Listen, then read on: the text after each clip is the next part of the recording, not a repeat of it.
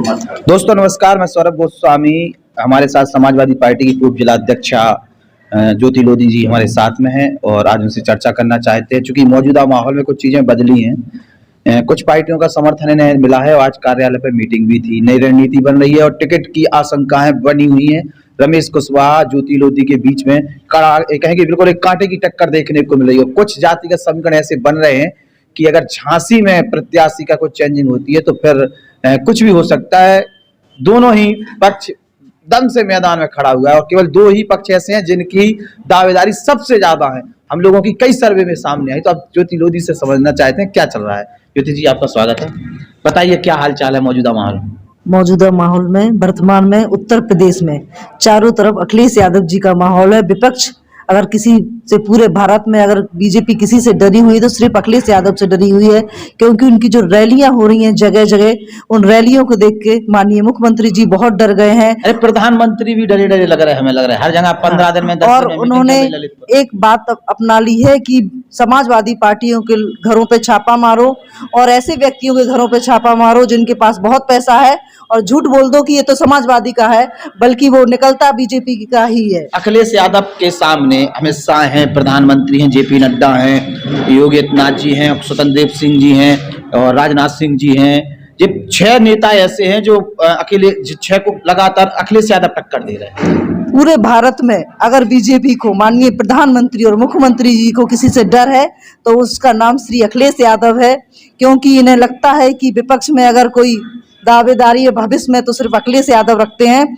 तो ये हर तरह से साम दंड भेद अपनाने में लगे हैं कि उत्तर प्रदेश में अखिलेश जी को कैसे पीछा किया जाए, लेकिन उनको ये पता नहीं है कि अब सबको जनता के हाथ में है और जनता बताएगी कि बीजेपी को कैसे पीछे करना है। गर्व की अनुभूति नहीं होती है जब लगता है कि प्रधानमंत्री और गृह मंत्री के बाद तमाम नेता, अखिलेश यादव एक मुख्यमंत्री, पूर्व मुख्यमंत्री, वो भी एक उत्तर प्रदेश के, तो इतने नेता लगातार पीछे लगते हैं। ऐसा अपना कद ऑटोमेटिक बढ़ गया, जब दुश्मन बड़े हो तो ऑटोमेटिक कद बड़ा हो जाता है। नहीं, बहुत अच्छा लगता है। जैसे आपके यहाँ ललितपुर जिले में आप लोगों के परिवार के पीछे लोग पड़े रहते हैं। देखिए, संघर्ष से लड़ना ही समाजवादी पार्टी का काम है और वहां पर हमारे राष्ट्रीय अध्यक्ष श्री अखिलेश यादव जी लड़ रहे हैं और ललितपुर में मैं विपक्ष से लड़ने के लिए तैयार हूं, हर हाल में तैयार हूं, क्योंकि हमें अपने किसानों की लड़ाई, बेरोजगारों की लड़ाई लड़ना है, गांव के छोटे छोटे बच्चों के लिए लड़ाई लड़ना है कि कैसा उनके भविष्य संवारा जाए।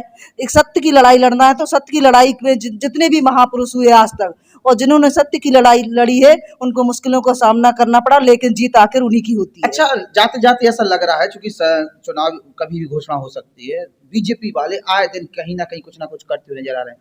शिलान्यास एकाएक बढ़ गए हैं, क्या कहेंगे? शिलान्यास हो रहे हैं, केवल एक डर बैठा हुआ है उनके अंदर।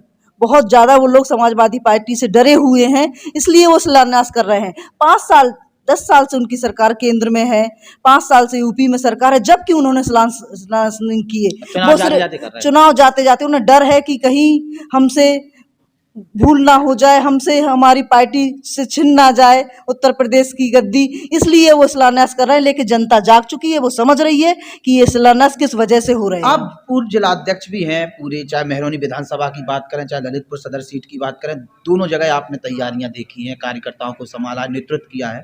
तो दोनों ही विधायकों के बारे में थोड़ी सी आपकी प्रतिक्रिया क्या है? तो चाहे वो मन्नू कोरी हो, चाहे यहाँ के रामचंद्र कुशवाहा हो, क्योंकि ये हमने देखा है कि जो राजनेता हो तो आपसी उनके संबंध बड़े अच्छे रहते, तो आपके भी उनसे संबंध बड़े अच्छे ही होंगे। ऐसे में दोनों के काम के बारे में क्या कहेंगे आप? मैं बस यही कहूंगी, जब उनकी सरकार ने वहां पर काम नहीं किए तो यहाँ पर ललितपुर में ये लोग क्या कर पाते? ये लोग भी अपनी सरकार के इशारों पे आले ही बने रहे। इनके बस में जितनी सरकार ने काम करवाया उतने ही कर पाए, अपने मन से ये लोग बेचारे कुछ भी काम नहीं कर पाए। पंगत तो खाने गए हैं, अपने मन से ही गए। जब काट दिए जाते तो पंगत खाने नहीं जाते थे। आप लोग तो मिलते होंगे ना पंगत? हाँ, पंगत खाने मिलते कार्यक्रम में, ये हमारे वैसे वो है। तो यहाँ जो ललितपुर के लोग हैं उनके व्यक्तिगत संबंध अच्छे होते हैं, वो पंगत खाने जाते हैं, काम करना चाहते हैं, लेकिन सरकार की वजह से नहीं कर पा रहे हैं। टिकट के बारे में क्या कहेंगे? टिकट के बारे में क्योंकि बड़ी तेज आंधी सी चल रही, दोनों पक्ष है। रमेश कुशवाहा के भी नाम सामने तेजी से आ रहा, तो फिर कहीं जाते तो ज्योति लोधी का नाम उछल जाता। दो प्रत्याशी के, तीसरा प्रत्याशी की चर्चा नहीं हो रही है, क्या कारण है? देखिए, मैं लगातार अपनी पार्टी में 5 से 10 साल से काम कर रही हूँ और मुझे विश्वास है, जिस तातर में मैंने 2017 का चुनाव लड़ा था, तो मुझे विश्वास है कि मुझे टिकट मिलना चाहिए, पूरा विश्वास है। और मैं काम भी कर रही हूँ पार्टी के लिए लगातार, पार्टी के हित में। अगर सरकार, मेरे राष्ट्रीय अध्यक्ष जी अखिलेश यादव जी किसी वजह से मुझे नहीं देंगे तो भी मैं पार्टी के लिए दिन रात काम करूंगी और अपनी उत्तर प्रदेश में श्री अखिलेश यादव जी की सरकार अगर बनाऊंगी। रमेश कुशवाहा को टिकट मिल गई तो ज्योति लोधी कहाँ होंगी? क्योंकि लोग अफवाह फैलाने लगते हैं अगर ज्योति की टिकट कट गई तो वो पार्टी भी छोड़ सकती हैं। ज्योति लोधी जब तक राजनीति करेंगी, समाजवादी पार्टी की राजनीति करेंगी, वो पार्टी छोड़ के कहीं नहीं जाएंगी और अपनी पार्टी के जिताने के लिए दिन रात मेहनत पार्टी जिसको करेंगी। डिसाइड करेगी उसके साथ है उसके साथ है ज्योति लोधी। ज्योति लोधी। ये ज्योति लोधी जी हैं। वास्तविकता में इनके परिवार के साथ में जो हुआ है वो किसी से छुपा हुआ नहीं है। विपक्ष में जिस प्रकार से आम जनता की बात करती हुई नजर आई हैं, चाहे सत्ता में रही तब भी एक नॉर्मल जिंदगी इनकी रही है। ऐसे में एक बार फिर से टिकट के लिए इन्होंने दावेदारी की है। जनता भी चाहती है कि इन्हें टिकट मिले। देखते हैं आगे क्या होता है, क्योंकि शीर्ष नेतृत्व जो डिसाइड करेगा उसके साथ ज्योति लोधी और उनका परिवार खड़ा रहेगा। नमस्कार।